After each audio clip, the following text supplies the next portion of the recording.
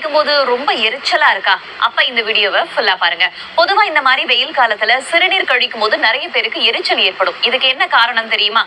நீங்க என்னதான் தண்ணி குடிச்சாலும் நீங்க உடம்புல இருக்கக்கூடிய எல்லா டாக்ஸின்ஸையும் நம்ம சிறுநீர் வழியா தான் வெளியேற்றுவோம். ஆனா நீங்க தண்ணியை கொஞ்சம் குறைவா குடிக்கும் போது என்ன ஆகுது அப்படின்னா, உங்களுடைய சிறுநீர் கான்சென்ட்ரேட்டட் ஆக, அதாவது அடர்த்தியாக மாற ஆரம்பிக்குது. அப்படி அடர்த்தியாக மாறும்போது அதுல அமிலத்தன்மையும் அதிகரிக்குது. இதனாலதான் உங்களுக்கு சிறுநீர் கழிக்கும் போது எரிச்சல் உள்ளிட்டவை ஏற்படுது.